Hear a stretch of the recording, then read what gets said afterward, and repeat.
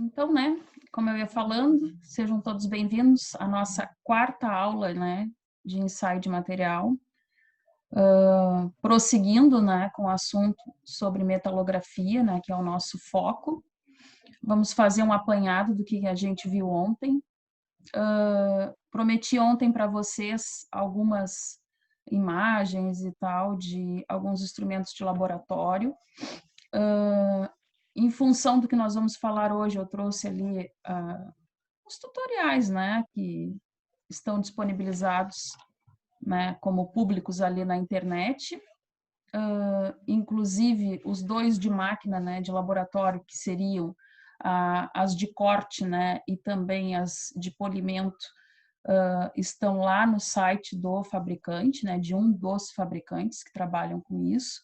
Então, só para que vocês consigam, né, apesar da gente não estar dentro de um laboratório, que a gente possa viver esse momento, né, de uma maneira mais próxima possível, né, estando nós longe.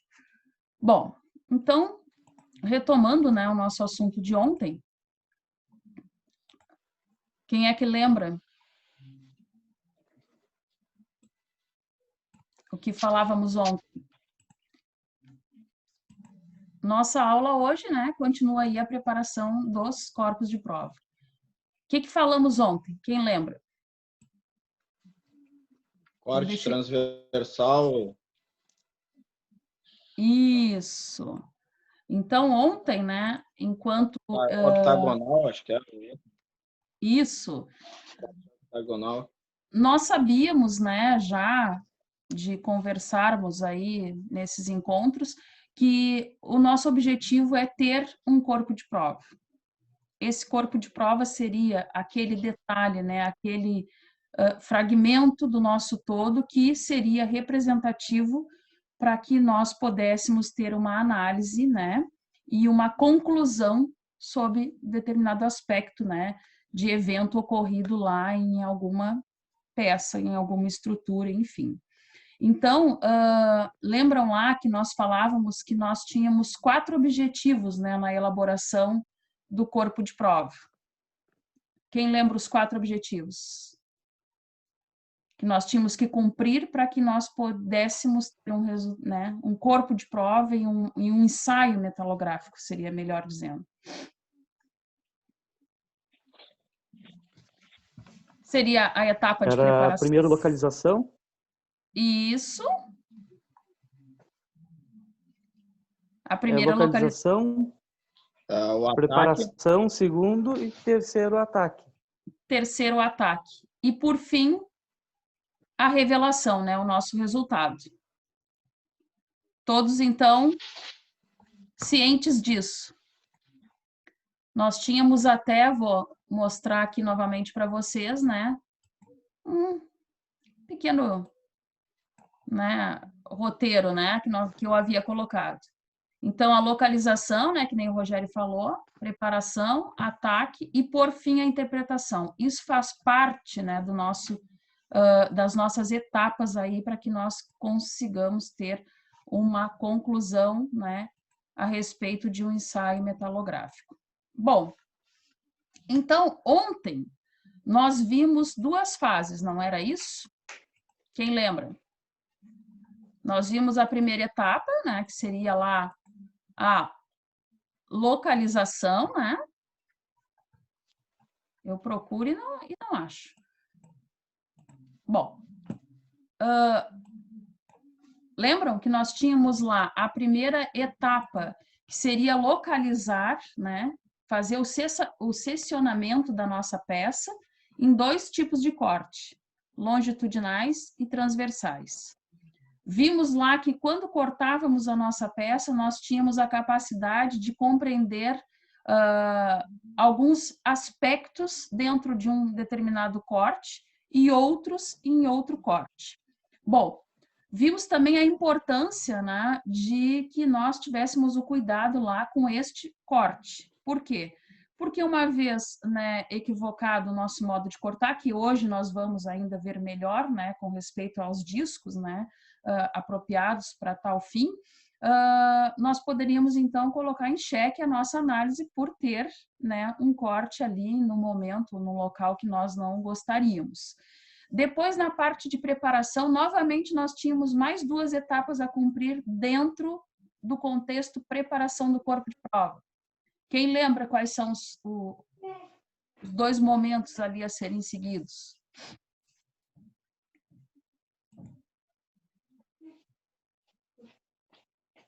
Ninguém lembra? Nós tínhamos lá, né, o desbaste. Oi, André, bem-vindo.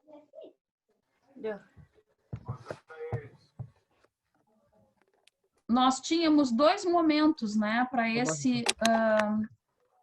essa etapa, que seria o corte em si, né, ou desbaste, onde nós vimos lá que neste nós íamos, né, deixar a superfície o mais plana possível, né? Nós poderíamos ter subterfúgios para isso, como uma lima, uma lixadeira, né? E aí, então, nós poderíamos ter, se dar como concluída, né, aquela etapa de preparação. E o polimento, nós vimos também a questão das lixas, né? Não só do manuseio das lixas, né? Que nós tínhamos que começar sempre com uma lixa, né, menor e depois dar um prosseguimento. E depois, dentro disso, nós também vimos que a direção do polimento era muito importante, porque se nós errássemos nessa direção, nós poderíamos também comprometer a peça, causando nela algum arredondamento, algum desbaste excessivo. Quem lembra o sentido a ser cumprido lá nas direções, né, que nós tínhamos que fazer do polimento? Sempre 90 graus, né? Sempre 90 graus. Então, né, nós íamos fazer, uma vez a peça fixa, né, nós não íamos mexer nunca mais na peça. Nós íamos sempre movimentar, então, o sentido da lixa, né, após a gente concluir a etapa, né, que fizemos com uma determinada lixa. A limpeza era importante, né, também por uma questão de não comprometer a peça, porque qualquer fagulha, né, resquício de sujeira da lixa anterior poderia ser significativa, né, para que a gente cometesse algum erro. Depois, o terceiro momento, a gente viu ali o ataque, né, da superfície preparada. Nesse processo de ataque, né, seria sempre com um subterfúgio químico, né, alguma substância química que a gente poderia usar para que essa superfície, então, fosse melhor revelada, né, no nosso resultado.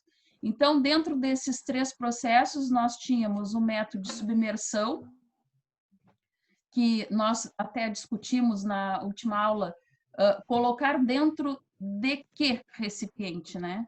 Aí falávamos, alguém comentou a respeito de um plástico, eu também falei uma bacia e depois disse, não, dependendo do componente, do reagente, né, químico, não seria eficaz, e sim o uso, né, de equipamentos ali, de utensílios alossados, né, próprios para o laboratório, que eu até fiquei de trazer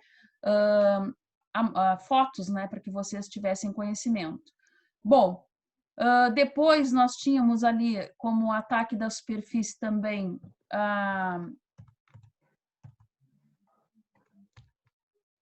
por imersão, né, que nem eu falei, por aplicação, que seria simplesmente, né, colocar, aplicar de algum modo, né, por cima da peça ou da área, enfim, que a gente queria revelar, e também com respeito ao método de Baumann, que seria lá o ataque da superfície por impressão de enxofre. Essa impressão de enxofre também seria um modo um tanto por aplicação, né, nos possibilitariam a gente ver, através de irregularidades químicas, também segregações, né, ou seja, separações que a peça poderia nos mostrar. Bom, prosseguindo, gente. Ensaios micrográficos. O que muda do macro?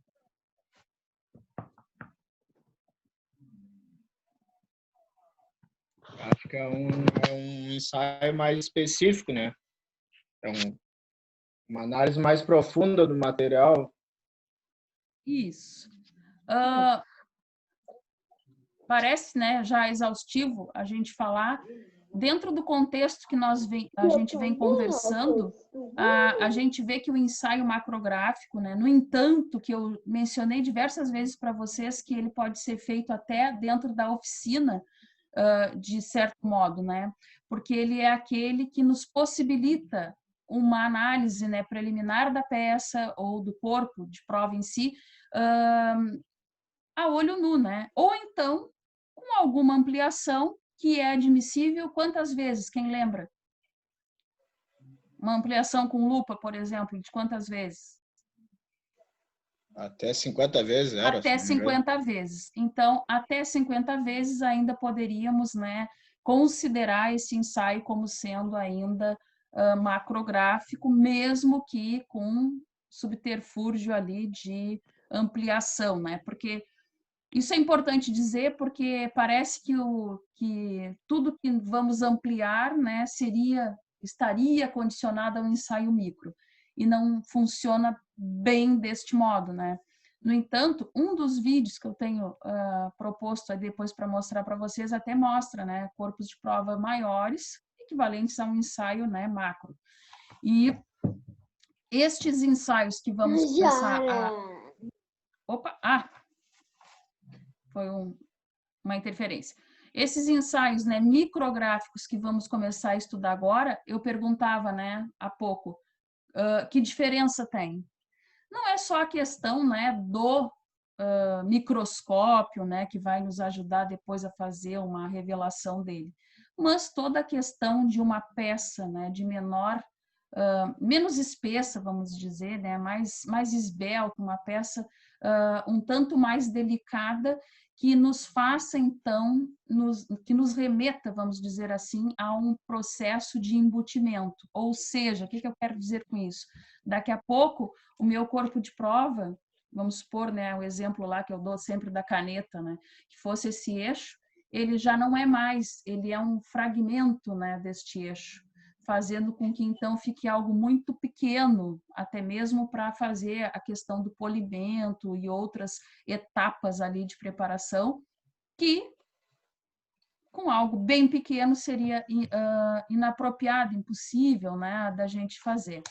Então, o que muda é isso que eu acabei de mencionar, né? Vai mudar a maneira, né, como vamos analisar, porque agora nós vamos falar, então, da estrutura do grão através da microscopia, né, com auxílio ali de um microscópio específico, né, para laboratórios. As etapas, quem chuta? Quais etapas que a gente vai ter para a preparação aí de um corpo de prova para um ensaio metalográfico micrográfico?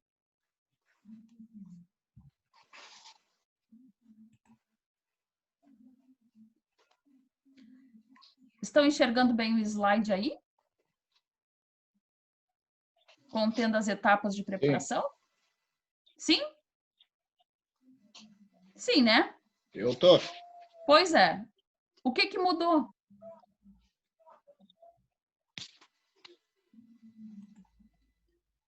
Mudou apenas o quarto ínterim, que é o embutimento.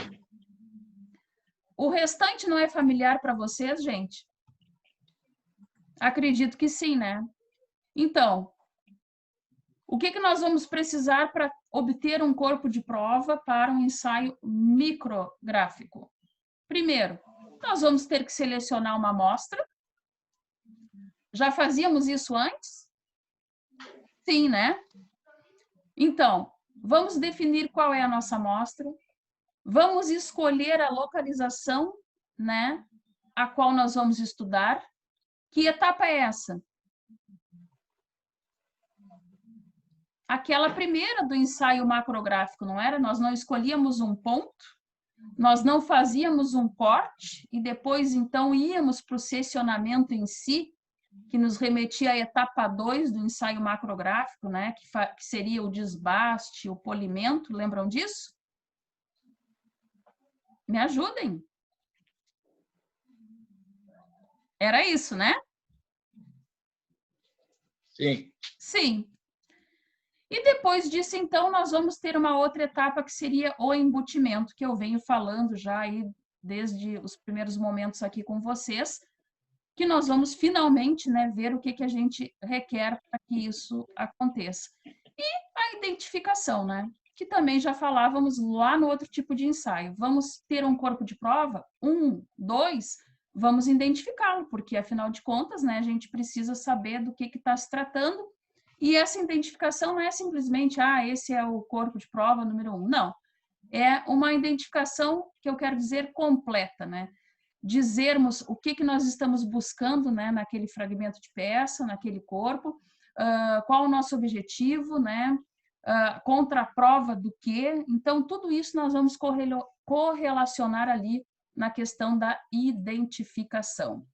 Depois, lixamento, polimento. Já fazíamos isso? Já.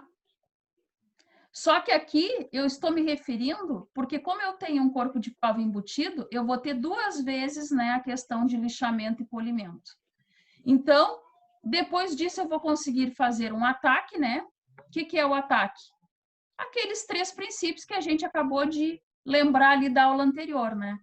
Um ataque por imersão, ali, ou diretamente na superfície, ou pelo método de impressão de enxofre, né, o de Baumann. Então, isso seria o ataque. E posterior, então, uma análise metalográfica, né, com auxílio aí de um equipamento, né, de microscópio lá no laboratório. Até então, tudo tranquilo? Alguém quer perguntar alguma coisa? Posso prosseguir? Beleza? Então, prosseguindo. Primeiro, né? Lembram que lá no nosso roteiro para esse tipo de ensaio, continua seleção da amostra. Então, aqui eu coloquei para vocês, né? Número de amostras representativas. Nós vamos ver em um dos tutoriais lá, né? Que na escolha eles vão fazer duas seleções, 2 amostras, né? Eles vão ter 2 corpos de prova. Eles vão fazer um tipo de análise, né? E outra. No nosso caso aqui, nós vamos também identificar ali, né? Nós vamos ter amostras que nos representem. Ou seja, nós temos que ter aquele feeling, né? Para entender se aquela amostra vai ser representativa, vai cumprir a função, né? Para a análise da qual nós estamos precisando, no caso, né? Identificar, fazer e obter um resultado. Então, dentro dessa representatividade, o que vai ser importante para a gente? O tamanho e a complexidade da peça. Por que é importante isso? Me ajuda aí, Charles, tu que está com o microfone aberto. Tá só eu? Te peguei nessa, viu? Então, o tamanho e a complexidade da peça vai ser importante, porque eu acabei de mencionar ali para vocês que as amostras elas precisam ser representativas. Então, eu vou fazer um ensaio, né, para um determinado fim, eu vou ter que ter, né, aquele sentimento ali se a amostra vai ser suficiente. Então, aqui nós estamos falando, né, se é da dimensão da peça, se vai ser suficiente para determinado fim do qual nós estamos precisando. Nessa seleção também a natureza e as condições de serviço. Ou seja, nós vamos identificar, né, o material do qual nós vamos se utilizar e se dentro do nosso ambiente ali é possível fazer ou não. Isso faz parte, se vocês recordarem, lá da segunda aula, se eu não me engano, quando nós decidimos fazer ou não fazer o ensaio. Vai ser determinante? Vai ser possível? Nós vamos obter resultado com esta amostra? é necessário, é preciso. Então, aqui, as condições de serviço vão nos dizer isso. Se nós não temos condições, né, se nós desconhecemos, não vai ser viável o nosso ensaio metalográfico. Dentro ainda dessa seleção da amostra, nós vamos ver quais regiões dessa peça são críticas, sujeitas a esforços, né? E regiões ali de centro e superfície da peça. Gente, por que isso? Quem lembra? Vocês lembram que nós já falamos bastante disso, né? Se nós tivermos uma amostra inadequada ou mal preparada para o nosso ensaio, nós podemos perder, né, na cavidade dela alguma parte importante, e com isso nós podemos ocasionar fraturas, podemos ocasionar fissuras, até mesmo quebra da amostra, né? Ela pode, por algum motivo, deixar de ser representativa para nós. Então, se torna de suma importância a gente saber se existe ou não região crítica. Porque esta região crítica, esta região, digamos, sensível da peça, pode comprometer todo o nosso ensaio. Então, se a peça não está condizente, não está qualificada, nós, então, vamos descartá-la e buscar outra amostra para que nos revele, né, o ensaio de maneira adequada. Bom, ainda, né, dentro do processo aí de seleção da amostra, né, nós podemos analisar o processo de fabricação, a forma dessa peça e o estudo que nós vamos realizar. Bom, parece que está meio, né, dual o que já falamos, né? Parece que está sendo repetitivo, mas não. Por quê? Porque dentro do processo de seleção, vocês vejam que começamos falando com o processo de seleção para localizar que parte da peça será a nossa amostra. Com isso, nós tínhamos algumas coisas a serem observadas. Depois, nós tínhamos, dentro ainda da seleção da amostra, que orientar o nosso corte. Ou seja, por isso, né, que o processo de fabricação, a forma, né, e o que a gente quer efetivamente desta amostra, tem que estar bem claro, né, na cabeça lá do laboratorista. Tem que ser, assim, algo muito, muito transparente na hora de que vamos analisar. Por quê? Porque vocês vejam que o corte, nós já falamos também várias vezes, ele é um determinante. Cortou errado, significa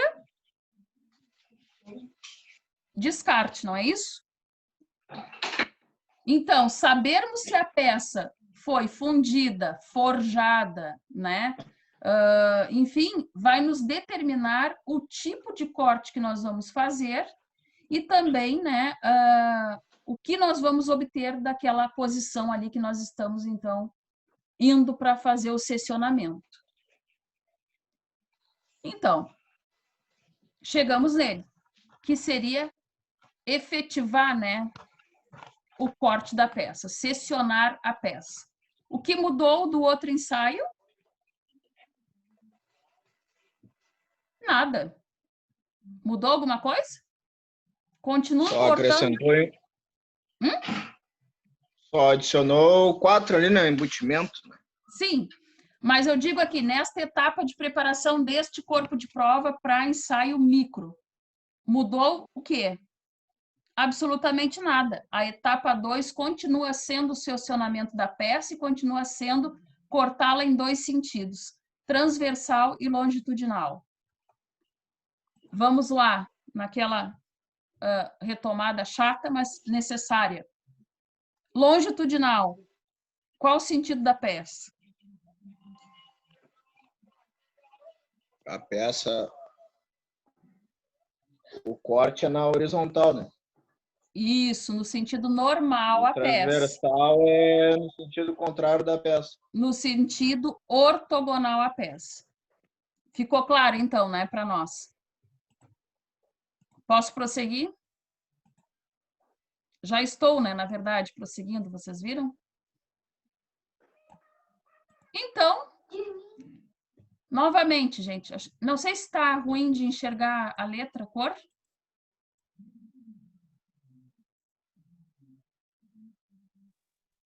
Vou botar algo mais, não sei, tá ruim? Bota vermelho, tanto faz. Vermelho, tá. Então, aqui, voltando. Quando cortamos transversal, ou seja, ortogonal à nossa peça, o que que nós vamos identificar neste corte? O que que vai ser possível? Gente, a mesma coisa de antes, então só pincelando, né, o que já falamos na aula anterior. Neste corte, a gente vai conseguir ver a natureza do material. O que que é a natureza do material? Ele é um aço? Ele é um ferro fundido? Enfim, N tipos de coisas poderão ser e nós vamos identificar através dele. A forma, né, e a intensidade da segregação. O que que é segregação? Tudo que nós podemos chamar, né, de separação, não é? De impureza, que tem a ver, que está intimamente ligada à homogeneidade da nossa peça. Então, dentro deste corte, né, também vamos conseguir compreender, né, este sentido, né, da peça, quanto se ela é homogênea ou heterogênea. Também vamos ver posição, forma e dimensões de bolhas. Lembram lá quando falávamos de vazios e de bolhas e de espaços que poderiam ter na nossa peça? Lembram disso? Sim ou não? Me ajudem? Sim. Sim. Então, dentro dele, nós vamos ainda, né, conseguir compreender isso. Vamos saber profundidade da têmpera, né, e cementações. O que seriam a têmpera do material? A têmpera é uma caloria, né? Algum tipo de substância que ela levou para receber uma rigidez, né? A têmpera sempre vai estar relacionada lá à dureza, né, a da camada, uma vez que ela é obtida ali, né, com nitrogênio abaixo da temperatura. Então, sempre que nós falarmos disso, nós vamos estar ali correlacionando, né, quando fala profundidade, por exemplo, é o quanto, né, ela está ali solidificada, né? E cementações, quem lembra? Também relacionado lá, né, com aquecimento, né, com tratamentos termoquímicos. Lembram disso também?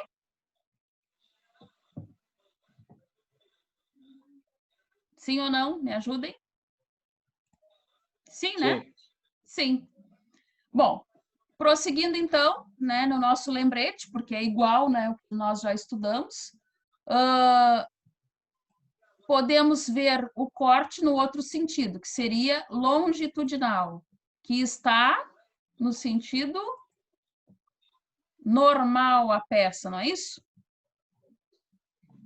Bom, dentro do corte longitudinal, a gente consegue firmar, né, o entendimento da confecção da peça. Lembram lá das fotos da primeira aula, do nosso primeiro encontro?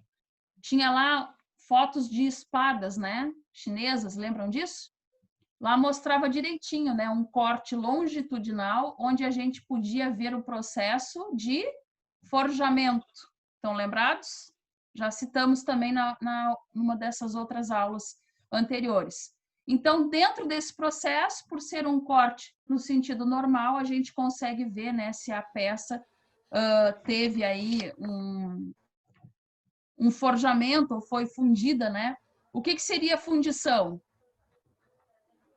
Fundição, metal, no caso, vazado, né, nas cavidades. Forjamento, metal sólido, né, forçado ali em uma matriz, não é isso? Sim, né? Estão lembrados? É isso, né? Então, ainda dentro do sentido longitudinal, a gente vai conseguir ver soldas, né? Em barras e existência aí de algum depósito, alguma coisa, né? Superficiais dessas soldas. E como se processou algum tipo aí de caldeamento, caso haja, né? No topo. Então, tudo isso é possível, né? Porque nós estamos vendo a peça no seu sentido normal ou naquele sentido que nos dá mais abrangência, né? Então, a gente consegue entender melhor ela na sua morfologia. Posso prosseguir? Posso? Ninguém diz nada, eu estou seguindo. Sim. Bom, estou falando aí, né, de cortar a peça e tal, e como que eu posso ter, né? Que tipos de seccionamento de peça eu posso ter?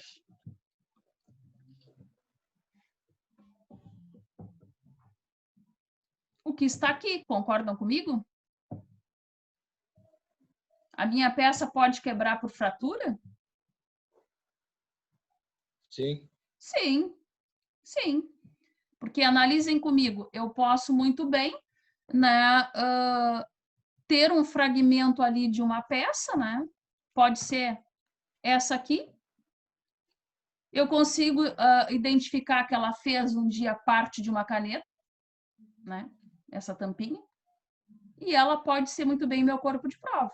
Pode. Então, poderia ser, né? Se dizer que for por fratura. Até acho que nenhum dos vídeos mostra exatamente isso.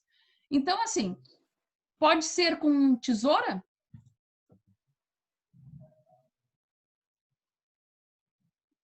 Quem já viu? Pode, né? Se eu for cortar uma chapa, por exemplo. Que me impede? Nada. Aço, por exemplo, lá na construção civil, né? Que é o meu exemplo, digamos. Lá, aço, né? Que seria ferro, né? Nós cortamos com dois tipos. Com disco abrasivo através de máquina e muitas vezes com tesourão, aquele de corte de ferro. Os dois são eficazes, sendo que um é um modo manual e o outro não. E dentro do que não do que não é manual, né, utilizado com máquina, tem o efeito ali, né, de aquecimento. Mas também, como não se está cortando algo, né, muito, a menos que seja um vergalhão, né, não é tanto assim e não causa nenhum problema, né, com este tipo de corte. Para este exemplo que eu estou dando. Com serra-fita. E ainda, né, aí se utilizar outros tipos de máquina, né? Por exemplo, a serra-fita todo mundo conhece, né? Acredito que quem trabalha na indústria talvez já viu, né? É uma serra mesmo, ela pode ser mecanizada também. E aqui os discos, né, de corte abrasivo, de corte de diamante, que são aqueles que a gente vai botar lá na nossa máquina, né, elétrica, e vamos conseguir prosseguir com o nosso objetivo. Bom, botando ainda dentro da questão do seccionamento da peça, né, alguns discos abrasivos com ligante poliméricos. Aqui, citei para vocês os mais comuns, né? Óxido de alumínio, carboneto de silício e de diamante. Gente, eu falava para vocês, até vou mostrar a foto antes aqui. Quem reconhece?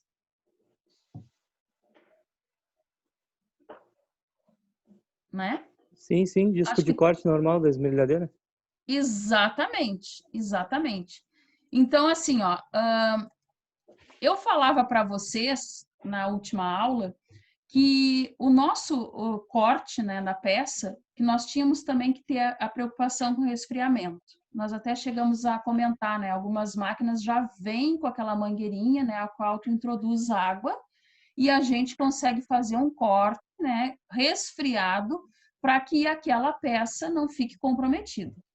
O caso de vocês aqui na metalurgia, muito mais, né, que se deve preocupar. Por quê?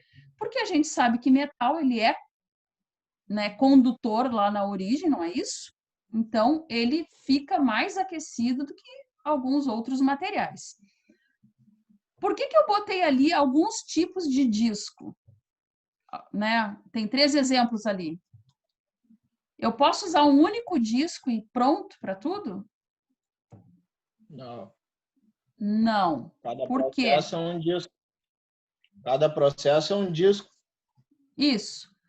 Cada processo, que nem ele falou, né, é um disco. A gente tem que ter na cabeça que cada material se comporta melhor com um determinado tipo de disco. Lá, precisa a gente decorar isso. Ah, eu vou usar o carbeto de silício, tem que ser para ferro fundido. Tá, a gente sabe, a gente está aqui fazendo um estudo, né? É para isso. Precisamos decorar? Não. Não, não. Mas a gente precisa ter lá dentro do nosso, imaginando que somos um laboratório, nós temos lá aqueles nossos apontamentos, né? Aquelas nossas diretrizes que vão nos dizer como cortar. Eu lembro também que ontem, né, nós falávamos, acho que até o André comentou lá que carregaram não sei o que numa bambona, em alguma coisa, não foi? Então, é um procedimento inadequado. Por quê? Porque teve um processo de corrosão que não era o esperado. No nosso caso aqui dos discos, por exemplo, nós temos que seguir procedimentos. Por quê? Porque se eu usar um disco de carbeto de silício, que é para ferro fundido, em óxido, ou né, num aço, por exemplo, que teria que ser um óxido de alumínio, eu posso causar um aquecimento na minha peça em demasiado. Sim ou não? Sim. Sim, né? Sim. Isso é bom ou ruim para mim? Sim. Péssimo, né? É ruim. Porque o nosso objetivo não é causar grandes, né, propagações de tensões ali na peça que possam comprometer ela em sua estrutura. Então, voltando aqui, né, nos nossos discos, que nem eu falava para vocês, meu objetivo com vocês não é que a gente decore, né, que tem que ser, mas é a gente saber que existe inúmeros, né, tipos de disco. Aqui, por exemplo, ligante polimérico. O que é um ligante polimérico? O que é um polímero? Quem lembra? O André, que trabalhou na refinaria. Lembra o que é? Não. Não? Não. Existem... O polímero, tá, gente? Tá ligado lá a plástico, tá? Plástico, borracha, coisas do gênero. A gente sabe, né, que existem lá 2 tipos de polímeros. Aqueles que já são encontrados na natureza, né? E aqueles que são produzidos. Então, ali os polímeros encontrados na natureza, né? A gente pode chamá-los, né, de borracha, eles podem dar origem a plásticos, né? Podem, não dão, né? E aqueles que são produzidos em laboratório são à base de quê? Tem que saber, André. Tô brincando. São aqueles, eu tô brincando com ele porque são aqueles que a gente produz no laboratório, aqueles polímeros são à base de petróleo. A matéria-prima dele é o petróleo, então ele já é um produto transformado. A borracha, né? Petróleo, né? Isso. Agora isso. que você está juntando. Oi? Desculpa, viu? Desculpa. Não? Ué? Imagina, pode interagir aqui comigo, prefiro assim. Então, esses discos, né, têm base lá em polímeros. Bom, prosseguindo ainda, né, com a questão do seccionamento da nossa peça. Também temos outros tipos de discos, né, que são abrasivos com base metálica, que seriam ali os discos de diamante, disco diamantado. Esses discos de base metálica, né, também,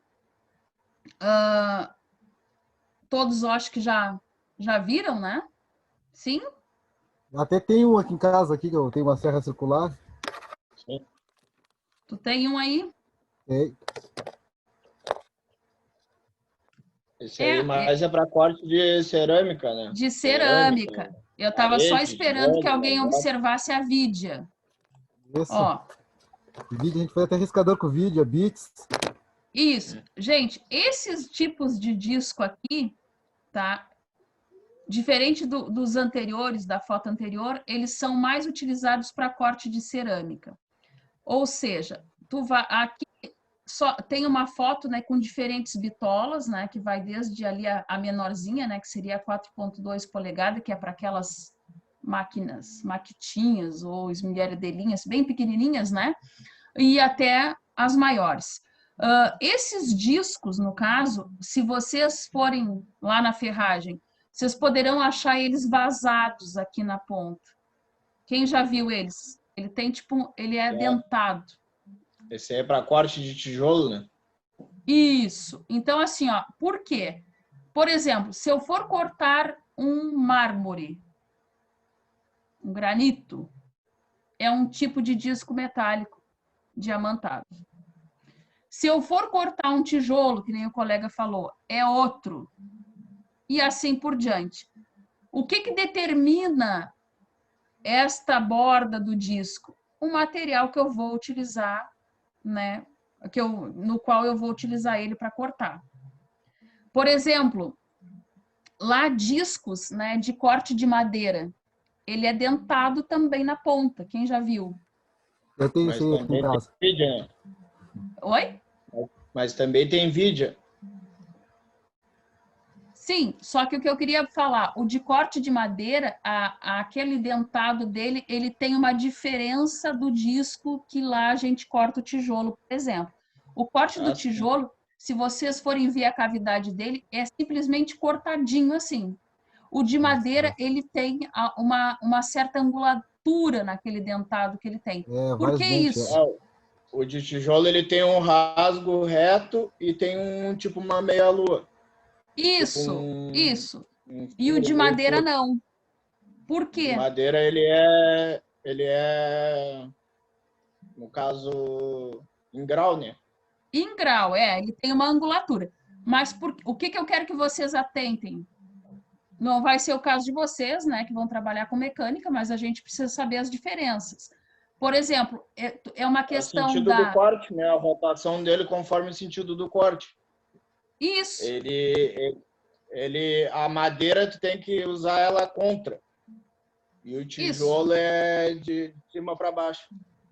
E na questão a questão também, né, dessa angulatura, quem for lá se adentrar melhor, uma questão também de segurança, porque o nosso disco, o tipo de material que ele é feito é de acordo, né, com o material a que ele vai ser utilizado. De acordo com o quê? Com a morfologia do material. Ou seja, o material tem mais rigidez, tem mais dureza, nos dá mais imprecisão. Por exemplo, uma chapa tem que ser um disco de maneira mais delicada, não pode ser tão abrasivo, tão agressivo. Então, a gente tem essa preocupação.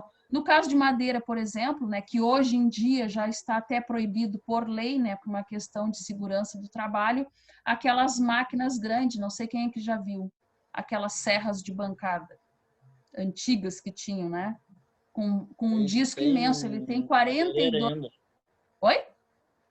Tem madeireira ainda, os caras empurram ela contra a serra e ela vai cortando. Aquilo ali é um pedido para acidente do trabalho, né? Em alguns locais, por exemplo, antigamente se tinha, eu trabalhei em 2 edifícios, né, em construção, que tinha e foi recolhido, né?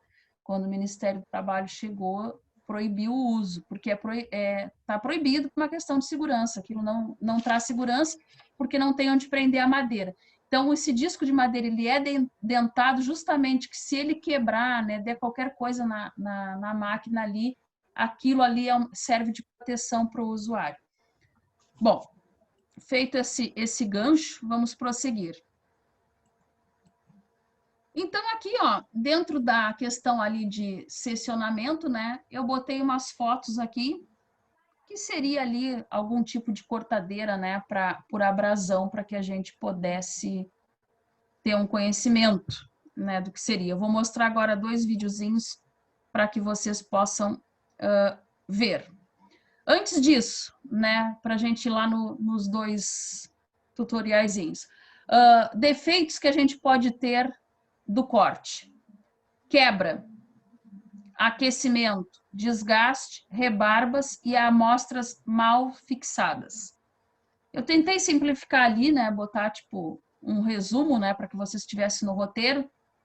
Quebra, gente. O que acabamos de mencionar minutos atrás, né? Disco inapropriado, né? Ou seja, ele não serve. Muitas vezes, já vi inúmeras vezes, as pessoas colocam o disco inapropriado com a bitola da máquina.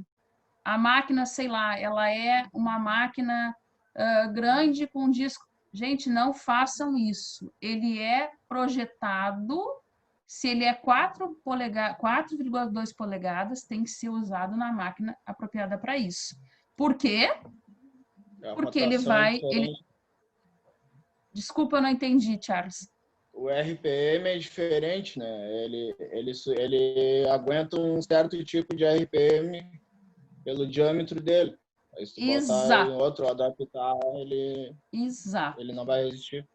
Então, assim, ó, a grande incidência de quebra de disco é a má colocação do disco. Outra coisa, né, que às vezes as pessoas não se atentam, quem está usando o maquinário, né? Tá com o disco certo, apropriado para aquele tipo de material que ele vai utilizar ali, porém, ele não tem a ferramenta de ajuste do disco na máquina. Aí ele faz o quê? Tem aquele... Usamos um martelinho e um punçãozinho. Já ia falar isso aí. Um martelinho e um prego. Tirar o disco, eu uso isso aí várias vezes. Eu tá? também uso Então, direto. assim, ó, eu vejo todos os dias, tá? Porque eu trabalho dentro de obra, todos os dias eu vejo isso. Chave de porqueta, né? Chama. Né? Os pedreiros, né, normalmente lá, eles estão com um martelinho, que nem ele falou, uma chavezinha pequena, Phillips ali, né, ou de fenda mesmo, ou então um preguinho, né? Um pedacinho de catoneira, um pedacinho de ferrinho, qualquer coisa dá, vergalhão, tudo dá. Impressionante, né? Como é que pode? Mas, assim, as pessoas são criativas. Mas não pode, né? Isso pode? Não. Jamais. Já tem a chave apropriada para isso, já. Tem que ter a chave apropriada, tem que ter a questão da segurança, né? Então, assim, um grande defeito que a gente poderá ter... eu botei aqui indicado, né? A quebra, né? Como se fosse só a questão da indicação do disco para a velocidade. Mas não, né? Às vezes o disco está certo, está tudo correto, porém a pessoa está prendendo o disco de maneira inadequada. Aquecimento. Aquecimento. Também, gente.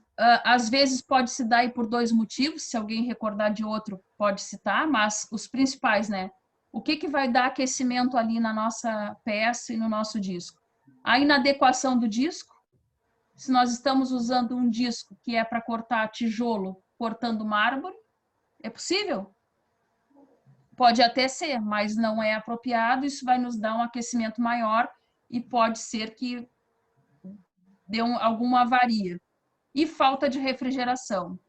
Esse exemplo que eu citei do mármore, por exemplo, sempre com refrigeração, nunca sem, o disco não suporta. Então, a gente precisa atentar a esse tipo de defeito, né, que poderá ocorrer na nossa peça, que vai nos, não só na pior das hipóteses, o descarte da peça, mas inclusive até algum acidente, né, que poderá dar em função da gente não estar fazendo a coisa correta. Outra questão seria o desgaste, né? Então, tudo relacionado ali a rolamento, refrigeração, disco novamente inadequado, né, poderia dar aí algum tipo de desgaste que não seria aí viável para o nosso corte, ocasionando defeito na nossa amostra. Rebarbas. Então, disco muito duro, né, muito enrijecido, ou seja, novamente disco inapropriado para aquele fim. Ou se não, corte muito rápido. Porque às vezes também tem essa questão, o disco está certo, né, para aquele fim, a máquina está certa, mas a gente não respeita aquele tempo ali para para refrigeração, enfim, e aí isso pode ocasionar esse tipo de defeito. Outra questão seria amostras mal fixadas.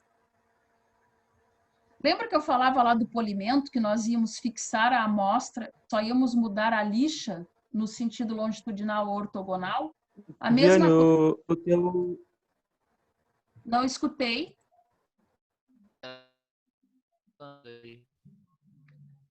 Gente, não escutei.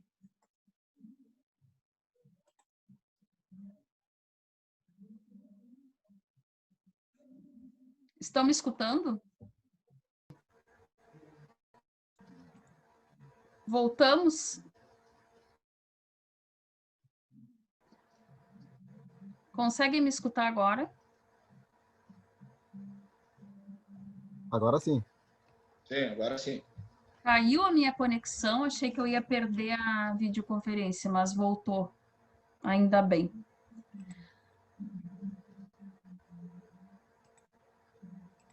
Bem, que nem eu falava para vocês, né? Assim como lá no polimento, não sei se foi nesse momento que caiu, nós íamos fixar a amostra, nunca mexer com ela e sempre fazer o polimento ali naqueles sentidos, né? Sempre a 90 graus, sem movimentá-la.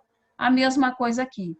A fixação da amostra é importante. Se a amostra não ficar bem fixada, poderá ter um corte inadequado, né? Irregular, que nem eu botei aqui, ou então a quebra do disco. Bom, após isso, a gente pode ir para a nossa terceira etapa. Qual é a nossa terceira etapa desse processo de micrografia? Gaste, rolamento, refrigeração, disco na adequada peça. A próxima etapa seria o embutimento, certo? Não, tô lendo as daqui. Deu.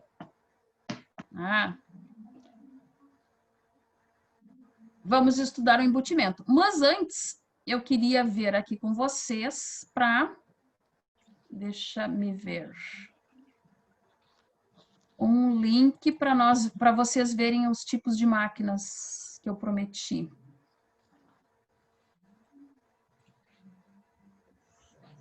Será que eu consigo colocar? Vou tentar colocar pelo vídeo, pode ser?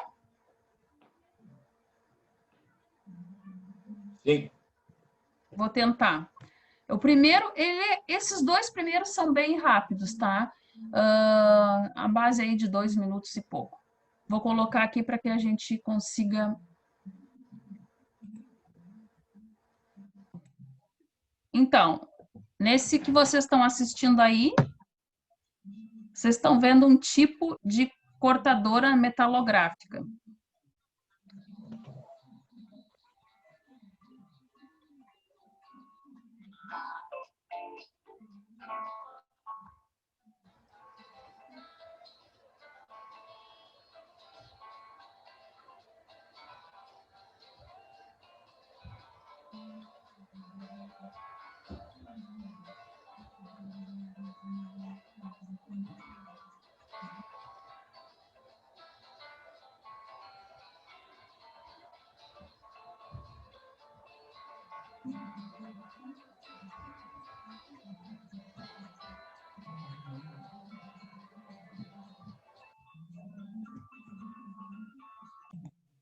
Observaram ali? Sim? Sim, sim. Então, vocês conseguiram ter noção do tamanho da nossa amostra quando a gente fala em ensaio micrográfico? Então, imaginem, né? Ainda que nós tenhamos a possibilidade, né, de um corte manual, não estou dizendo que não, porque poderíamos colocar, por exemplo, né, em uma morsa, né, e fazer o corte. Mas vocês viram que a precisão se torna muito mais eficaz com um tipo de maquinário. Ela é uma policorte, só que tu leva a peça de encontro ao disco, né? Ela é diferente da policorte tradicional. Tu leva o disco de encontro à peça. Exatamente. E ela tem aquele sistema de com fluido para corte, né? Isso. Aquele sistema ali já proporciona a refrigeração da peça. Vocês viram que é possível, né, o laboratorista controlar tudo, né, na máquina, a refrigeração, enfim. Ela é um modo bem eficaz hoje de o laboratório ter esse corte preciso. Quem é que analisou ali, né? A peça foi altamente precisa, né? Apesar de muito pequena, né? A gente teve os cortes nos dois sentidos, vocês viram? No longitudinal a peça e no ortogonal a peça. O transversal e o longitudinal ocorreu certo. Que nem o Charles falou ali, né? A peça vai naquele sentido. Mas ela está super fixada, vocês viram? A fixação foi importante. Aí, claro, né? Eles apresentaram ali outras coisas que também é importante, né? Que seria o esquema de segurança da máquina. Levantou, né, a tampa protetora, a máquina automaticamente vai desligar, trazendo aí um conforto, né, uma tranquilidade para o usuário ali, né, não ter nenhum acidente. Mas o nosso objetivo aqui é mostrar que o nosso corte tem que ficar com aquela precisão, né? Então, se não tivermos um equipamento tão, né, eficaz quanto esse, existem outros, mas, né, que nos causariam aí uma qualidade, digamos assim, né, na nossa Inferior, né? Qualidade inferior. Uma qualidade inferior essa aí. Por exemplo, um corte mais preciso, né? Bem mais preciso o corte. Isso. Claro, estamos falando ali do equipamento de ponta, né? Existem outros também precisos, mas assim, mostrando, né, que aquela peça tu olha e já vê que ela serve. O teu sentimento já te diz que a tua mostra está representativa, né? Pela precisão do corte, a importância da precisão do corte. Vou dar um stop aqui e vou enviar para vocês agora uma de polimento, tá bem? Então, esse que vocês estão vendo aí seria uma politriz.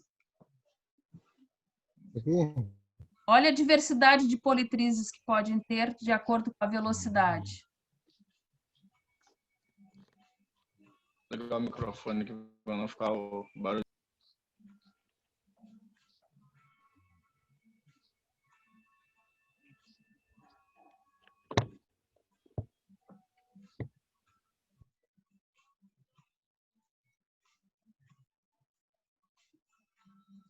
Ó, equipamento simples de manuseio.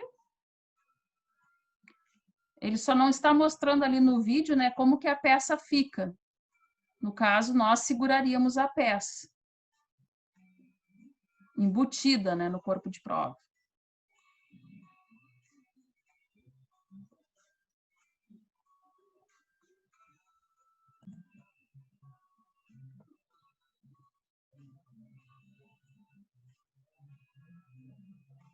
Observem a movimentação da angulatura.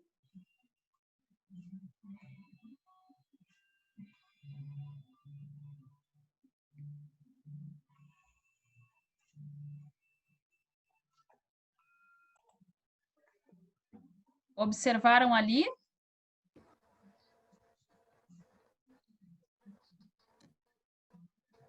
Ali ele fez um bisel no grau mesmo, retinho, ficou sem nada de defeito, zerado. Zerado. Então, neste caso do polimento, lembrem que, apesar de estar se usando, né, como vocês viram ali no tutorial,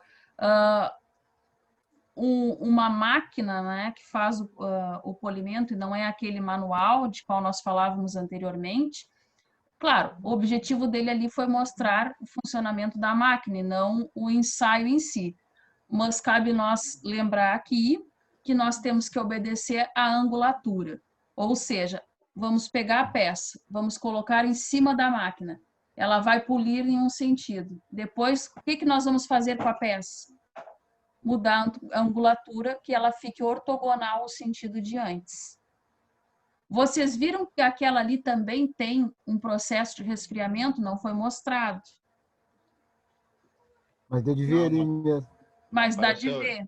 Vai ter uma torneirinha ali, né? Isso, tem. Eu vi a torneirinha ali, né? Na próxima aula, no ensaio de embutimento, que eu quero mostrar para vocês o vídeo de como fazer e da máquina ser utilizada, mostra, né, a peça sendo polida e, ao mesmo tempo, resfriada, né?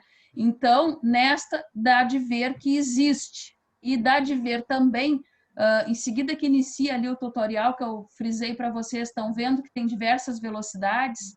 Então, inclusive, quanto maior a velocidade que tu necessita, ela tem até 2 panos, né, de polimento. Não sei se alguém já conhecia, já tinha tido contato com uma, né, de ver uma máquina assim, não? Não, nunca vi, primeira vez. Politriz manual, daquelas de polimento em carro, só que é uma boina, né? Bota uma boina. Uma boina. Aquela ali é uma lixa tradicional de ferro. Sim. Então, aquela, apesar de ser um processo mecanizado, né, para nós lá no laboratório não se torna algo preciso, concordam comigo? Aquilo é preciso se nós estamos fazendo um outro tipo de análise ainda, né, metalográfica, mas com outros objetivos de algo mais robusto e tal. Mas uma peça, como ele mostrou lá no primeiro tutorial, né, não tem como nós fazermos com aquele tipo de máquina, concordam comigo? Então, se quem tiver a oportunidade de adentrar mais nesse mundo, né, da metalografia, vai poder ver que os laboratórios, eles se utilizam deste tipo de maquinário que eu apresentei aí nos tutoriais para vocês. Então, com cortes mais precisos, né, e polimentos eficazes, que não agridem a peça. Ali, quando ele botou a peça, eu não sei se vocês atentaram, ele não apertou, né, ele não aprofundou a peça só na encostou máquina. só. Ele mal encostou. Isso mesmo, já ficou zerado o serviço. E já ficou zerado, como ele disse. Então, assim... aquela peça ali... Desculpa te interromper. Não, aquela peça ali onde ele poliu, ela estava chanfrada. Tem alguma coisa a ver com isso ou ele queria ter naquela parte ali mesmo? Naquela parte só. Porque ali, claro, aquele tutorial que eu mostrei para vocês, eu tirei de um site, né, de um fabricante que eles disponibilizam para educação, né? Então, ali... Como eu falava antes, né? Ele não teve o objetivo de mostrar o ensaio, ele teve o objetivo de mostrar a eficácia da máquina. E ele conseguiu, porque que nem tu observou, Charles, ela estava toda, né? Ela estava toda chanfrada, né? Que nem tu falou, ali, com umas linhas, uma irregularidade qualquer, que em um dos pontos no qual ele encostou ali no pano, ficou perfeito, ficou espelhado. Já zerou, já. Ficou zerado, exato, né? ficou legal. Então, assim, lá, quando a gente prepara a nossa superfície, que nós falávamos, a gente chegava a comentar, né? Limpa, polida, né? A superfície tem que estar o mais perfeita possível, vamos dizer assim, né? Sabendo que não vai ficar, né, uma perfeição total, mas aquela... Vou te incomodar, hoje eu tava polindo uma peça lá, fazendo um chanfro que nem esse cara fez aí. Só que aí eu passei um disco de desbaste e para ficar perfeito eu tive que passar um flap. E não fica igual nunca. Que nem a máquina, né? A máquina é a máquina, não tem... Sim. Pra ficar retinho, né? Agora no olho nu não tem como. Se vai ficar uma ondulação, alguma coisa desse tipo. Entendeu? Em todo o processo, se tu queres que esse processo de polimento seja algo mais uniforme possível, ainda que tu não esteja fazendo em algo mais elaborado como este que a gente viu agora do laboratório, tu tens que cumprir ali as lixas metalográficas, né? Sim. As camadas de lixas a serem utilizadas e também a angulatura. Isso é praxe para qualquer coisa que tu for fazer polimento. Vir da lixa, né, ir diminuindo e também cumprir essa limpeza, essa angulatura, que aí tu vai ter uma perfeição ali no teu polimento melhor, digamos assim. Bom, eu vou aqui no nosso slide, tem um outro vídeo que eu quero mostrar para vocês, que seria, né, ali de um ensaio mostrando, né, de uma maneira mais mais prática, digamos assim, que nós conversamos até agora, antes da gente adentrar na questão do embutimento. Vou mostrar para vocês, ok? Vou enviar. Assistiram aí, gente?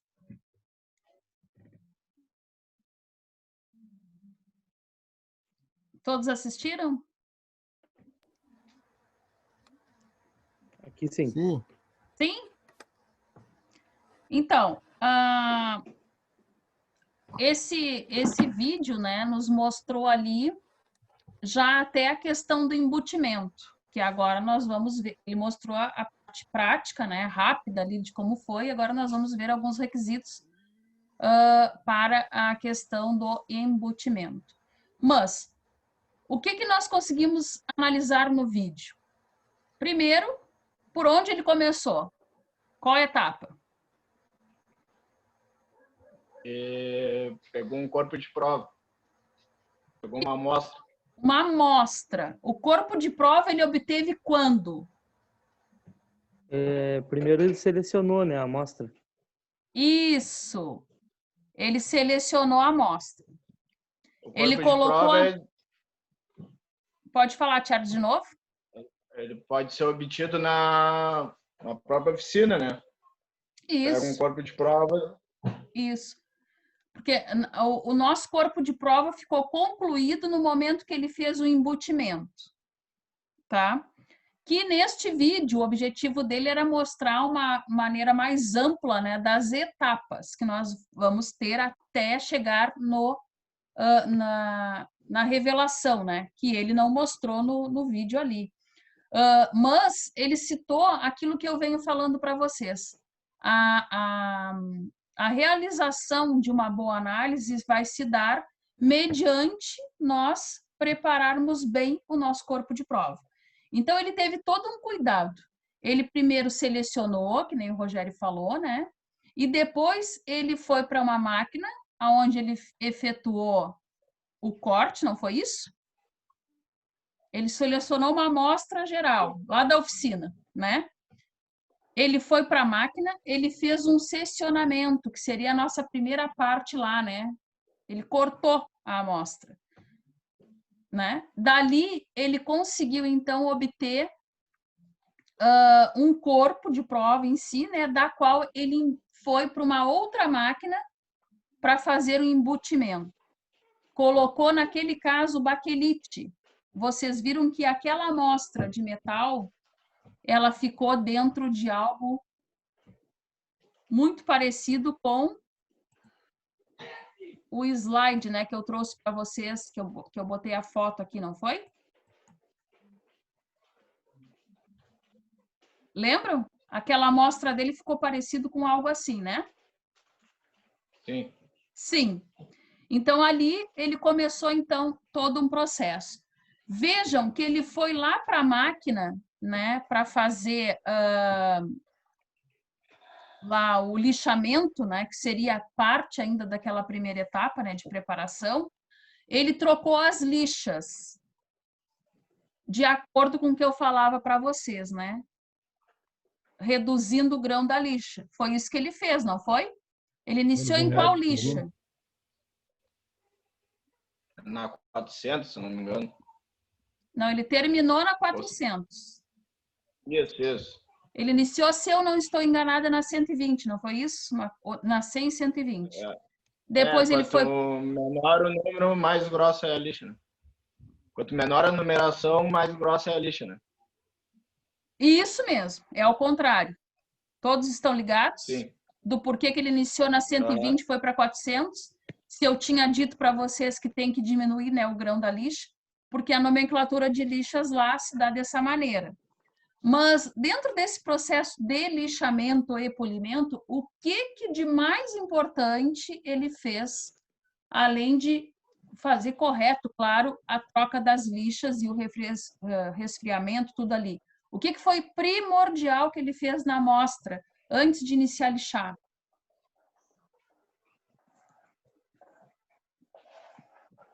Ele identificou ela, né? Perfeito, Eu vi que ele marcou Rogério. ali com a caneta. Perfeito. Ele fez uma nomenclatura que ele entendeu ali, um ponto, alguma coisa, para que ele não se perdesse da angulatura de lixamento e polimento. Vocês viram? Ele tomou cuidado para que ficasse o lixamento em 90, né? Ficasse reto. Em 90. Não Ele tivesse chegou a nenhum frisar isso para a gente, né? Ele disse, ó, vou fazer uma marca para que a gente não se perca da angulatura na hora desse processo.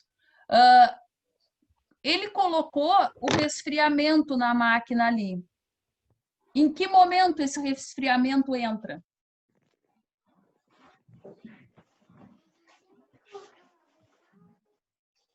A peça vai primeiro ou o resfriamento? O resfriamento para iniciar o lixamento, né? O resfriamento. Então, mostrando a importância de nós não submetermos a nossa peça em nenhum momento a um processo térmico indesejado.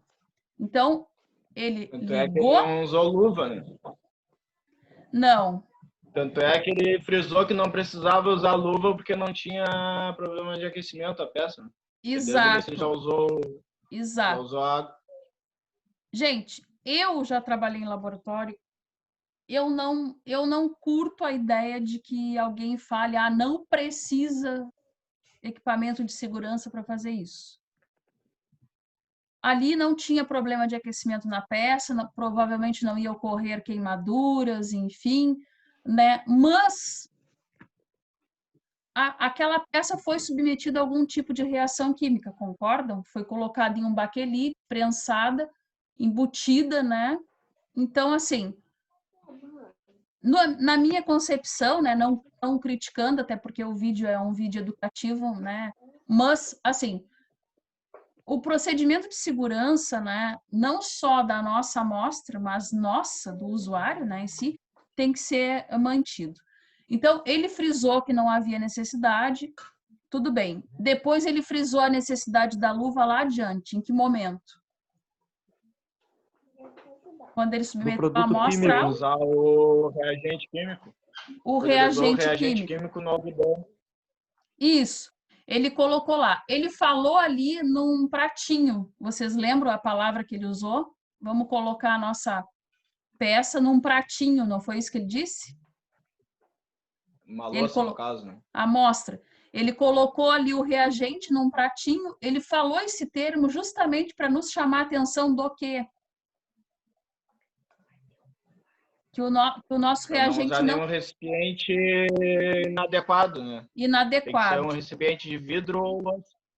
Isso. E ele fez um ataque por que modo?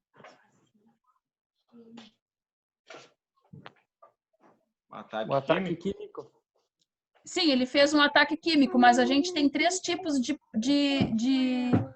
modo de fazer um ataque químico. Por imersão. Ele fez por aplicação, né? Por aplicação. Ele não imergiu a peça, ele aplicou. Ele aplicou. Porque a gente viu que ele falou, né, no pratinho, né? Nos remetendo a algo aloçado, né? Algo de vidro que não causaria reação química nenhuma, né? Do recipiente com o reagente. Colocou ali e depois ele pegou me fugiu o nome ali, mas também um equipamento propício, né, do laboratório para quem quisesse aplicar. Né? Ele usou uma pinça, acho que foi, né? Isso, ele fez ali para que ele aplicasse. Vocês viram que ele falou em ligar a torneira, né? Então, logo ele botou no recipiente ali o reagente, ele ligou a torneira. Por quê? Que ele aplicou aquele reagente na peça e imediatamente foi para a água. Remover o excesso? Para remover o excesso do agente químico? Sim, também para a limpeza do reagente na peça. Mas vocês lembram que o nosso reagente, o nosso componente químico vai reagir com o quê? Com água, não era isso?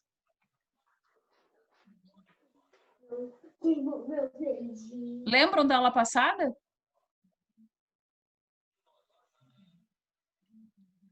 Quem lembra? Até que tu comentou negócio de química, não sei o quê. Isso, porque a grande maioria, né, dos elementos, né, químicos utilizados como reagente, né, para o ataque da superfície, eles reagem à água. Eu até comentei para vocês que eu havia colocado ali proporções que eu encontrei na bibliografia, né, tanto de tal elemento químico com tanto de água. Por quê? Porque a água, nesse tipo de ácido, dão a reação, né? Então, ele colocou o produto, vamos dizer ali, né, naquela recipiente, fez a aplicação na peça e imediatamente com a torneira já aberta, ele colocou ali embaixo. Deu a reação, removeu o excesso e está feito o ataque. Então, a partir dali, a peça poderia ser analisada. Estava pronta já para análise. Estava pronta para análise. Bom, então, já que ele falou no embutimento, vamos ver, enfim, o que significa, né, o embutimento da peça. Então, aqui, né, tem um conceito, né, do que seria embutimento, que é o que nós já comentamos, né? Todo o corpo de prova ali com pequenas dimensões que não permitiriam, né, a nossa manipulação durante o lixamento, polimento, vão requerer uma moldagem, né, montagem adequada para a sua preparação. Ou seja, eles vão precisar ser colocados em algum outro corpo de maior, né, capacidade, para que então possam ser manuseados. Isso seria aí um conceito, né, do que seria o embutimento da peça. Então, qual é o motivo que a gente tem para fazer esse embutimento? O que o conceito já nos disse e o que nós vimos lá no tutorial, né, gente? A facilidade, né, de manuseio durante as operações, né, que seria o lixamento e o polimento, e uma boa visualização no microscópio, né? Uma base da amostra mais plana. Então, isso seria aí um determinante para que a gente fizesse o embutimento. Procedimentos para embutir. Então, nós vimos isso também no vídeo, né? Mas aqui tem um roteiro, né? Para quem um dia for trabalhar com isso. Primeiro, a gente vai posicionar ali o êmbolo, né, da prensa, né, de embutimento, de modo que a face fique lá completamente visível, né? Depois, nós vamos borrifar desmoldante ou talco no êmbolo inferior. Para quê? Para o baquelite não ficar presa no êmbolo. Gente, por que o desmoldante? Já está dito, né? Quem é que já viu o desmoldante?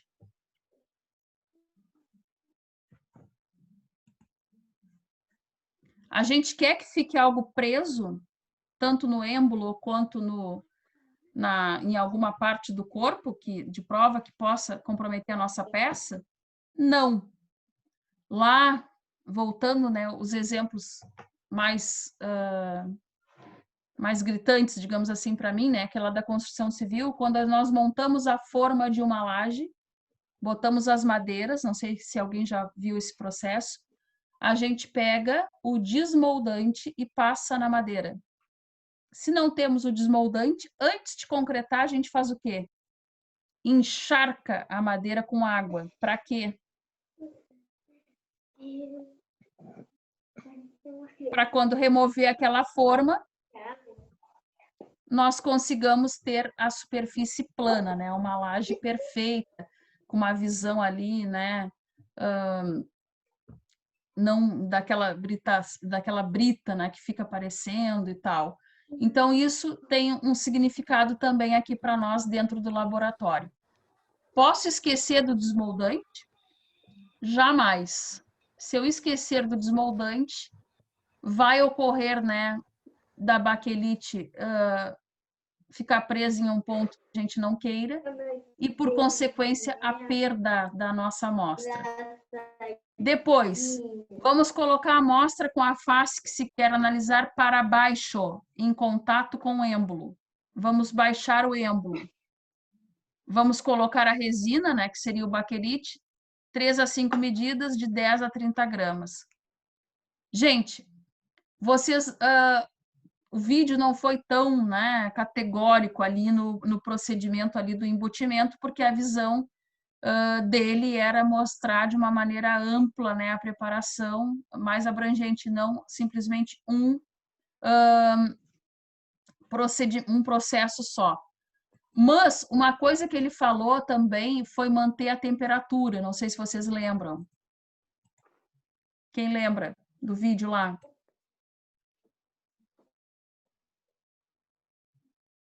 Ele tinha algumas preocupações, né? Manter a pressão ali para que aquele êmbolo, né, que nós falamos anteriormente aqui, ele tinha que ficar ali, né, junto, né, em contato com a amostra. Por que isso? Porque senão não vai embutir. No caso, uma das faces que a gente quer analisar vai ficar em contato com ele para que nós não comprometemos, né, a visão depois do que nós precisamos ensaiar, não é isso? Continuando, né? Nós vamos depois também borrifar mais desmoldante, né, ou talco no êmbolo superior. Vamos colocar o êmbolo superior, né, colocar a tampa da máquina e ligar a máquina, né? A partir disso, né, nós vamos manter essa pressão aí de 125 a 150 quilogramas força por milímetro quadrados. Eu posso ter menos que isso? Ter menos que esse parâmetro? Não, né? Ele mostrou ali no vídeo, não pode. No outro vídeo que eu vou mostrar para vocês, que mostra mais eficaz, né, a questão do embutimento, vocês vão ver a importância disso. Depois, nós vamos esperar a prensa, né, de embutimento desligar, no caso dela ser automática. Se ela não for, o tempo lá do aquecimento vai ser aí em média 10 minutos, tá? E o de resfriamento em torno de 5 minutos. Preciso respeitar esse tempo? Preciso. Se a máquina, como foi dito ali, for automática, ela própria já vai ter, já vai estar programada para isso. Se não, muito cuidado. Se eu deixar tempo demais, o que vai acontecer? Superaquecimento. Superaquecimento da peça. Provavelmente a peça vai ter fissura, fratura, né? Alguma coisa que é indesejada para o objetivo final da nossa análise. Se eu deixar tempo de menos, o que vai acontecer? Não vai atingir a temperatura ideal. Não vai atingir a temperatura que a gente precisa, né? Nós não vamos ter o embutimento, não vai ocorrer o embutimento. Por quê? Porque já está mais que comprovado que aquele baquelite precisa desse tempo, né, pressionado em pressão constante, para que então aconteça o embutimento. Menos não vai acontecer e mais vai estar comprometido. Então, obedecer isso. O tempo de resfriamento, 5 minutos, não é 2, não é 1, é 5 minutos. Por que isso? Provavelmente nós vamos ali pegar uma peça, né, muito, muito, muito quente, impossível de ser feito o restante do procedimento, e aí não vai ser também possível a análise. Depois que nós respeitamos aquele tempo de resfriamento, nós vamos poder abrir a válvula de pressão e remover, então, a tampa ali da prensa, fechar de novo a válvula e, enfim, né, pegar o corpo de prova. Gente, voltando, o tempo de resfriamento deve ser respeitado. Primeiro, porque nem teríamos como fazer mais nada com a peça, seria impossível de deslocá-la dali. Segundo, porque nós estamos lidando com uma máquina pressurizada. Vocês notaram? Se abrir aquela tampa com não respeitando o tempo dela ter esfriado, provavelmente é um acidente, não é isso? Isso, né? Então, voltando, né, essa questão de respeitar o que o nosso procedimento, né, nos pede, nos solicita. Bom, aqui, né, na hora de remover esse corpo, né, é uma lógica, né, nós devemos já pegar ele com alguma coisa, né, com um pedaço de papel, uma luva, né, algo apropriado. Efetuar a limpeza do equipamento. Posso deixar meu equipamento para depois, para limpar? Não devo, né? A limpeza do meu equipamento é importante, porque nós estamos tratando com produtos, né? Com reações químicas, né? E nós temos que deixar ele apropriado para o próximo ensaio, né? Então, nunca deixar para depois a questão da limpeza, né? E da organização ali dos nossos equipamentos dentro do laboratório. Bom, depois disso, a gente vai ver que nós podemos, apesar de nós termos falado aqui de um modo mais geral, né, do embutimento como ele parecendo ser somente a quente, a gente sabe que existem dois tipos: embutimentos a quente e embutimentos a frio. O que significa isso? Qual a diferença? Quem chuta? Tá desligado o teu microfone, Charles.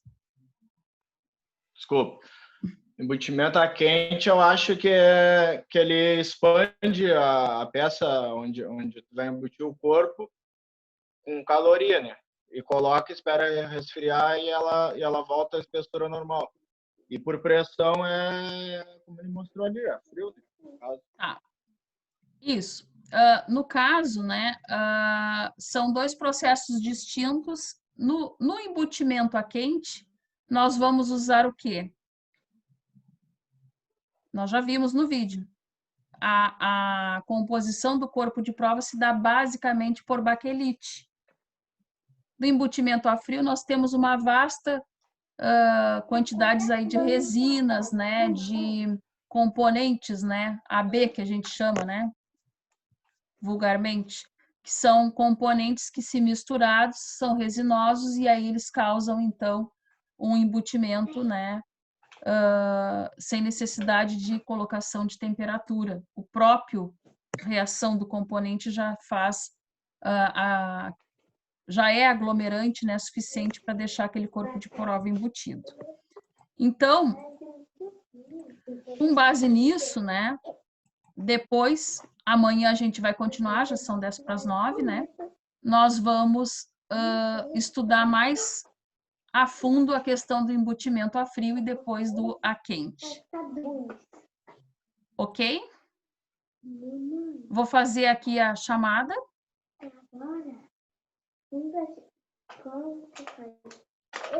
Ok.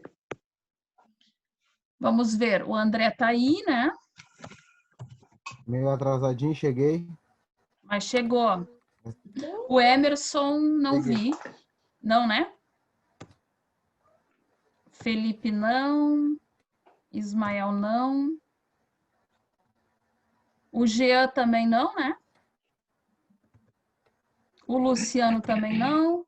O Pedro Denilson, não.